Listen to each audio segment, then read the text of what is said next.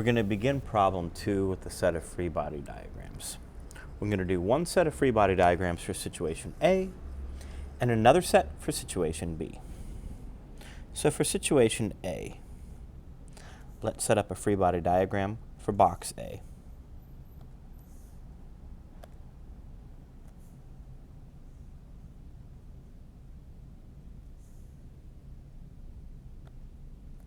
Perfect. And now,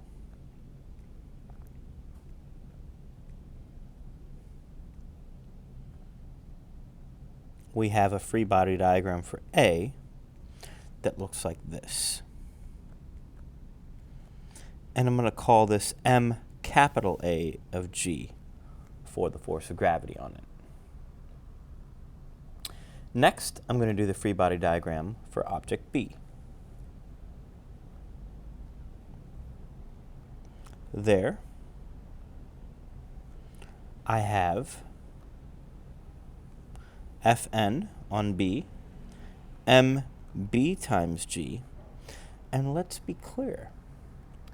I have a force on B because A pushes it. So that is F on B due to A.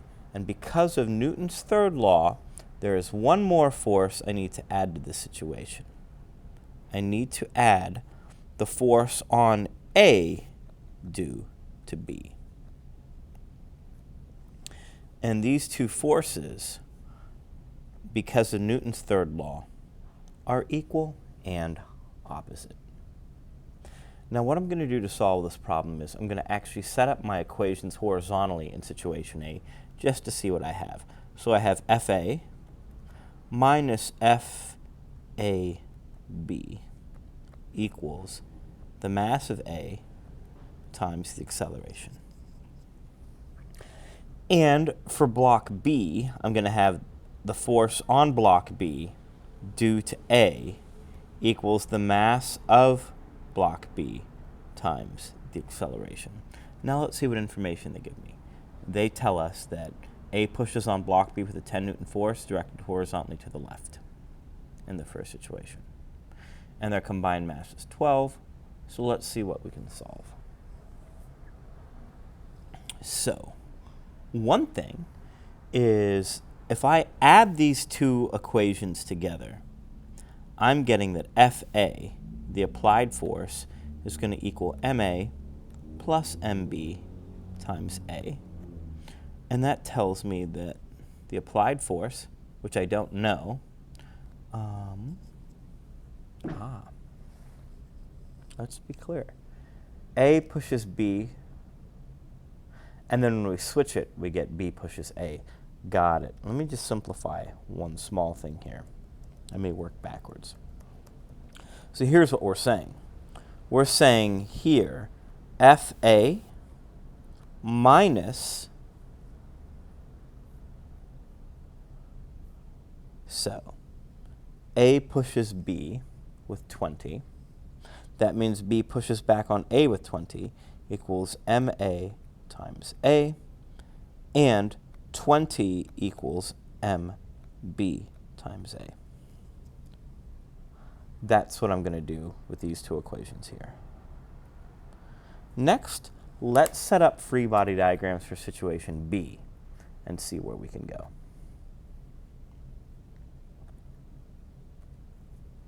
To this end, in situation B, now I have a new set of free body diagrams that I'm going to draw that will look like this.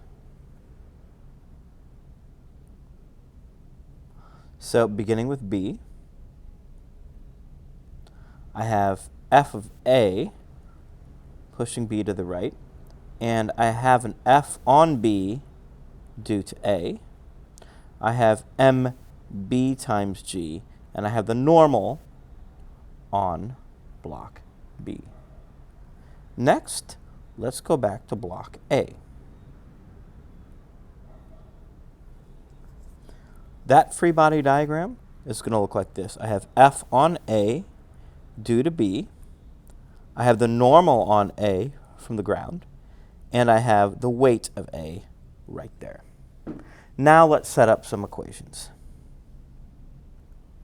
In this scenario, I'm going to have FA minus FBA equals MB times A. And here, next, I'm going to have FAB equals MA times A, using that there. Now let's plug in the numbers that I have. I have FA minus 10 equals MB times A. And I have 10 equals MA times A. So let's see what we can combine. So first, what I'm going to do is I'm just going to add some equations together to see what I can get. So I know that the total mass is 12. So why don't I do the following? Why don't I take the equation on the left right here and add it to the equation right here. And when I do that, that's going to be 20 plus 10 equals MA plus MB times A. And in the problem, we're told that the total mass is 12. So check it out. I have 30 equals 12 times A. Let me just reduce a little bit. Dividing both sides by 3, that's 10 is 4A. So A equals 2.25 meters per second squared. And now I can go back and I can see if I can solve for, I can see if I can actually solve for the force. So working backwards, I can say FA equals, so what I'm going to do is this. I'm going to add these two equations together like this. When I add them, what I'm going to get is that FA equals MA plus MB times A. And so I'm getting that FA equals 12 times my acceleration, which is 2.25. And so I'm actually getting that FA equals 30 newtons of force.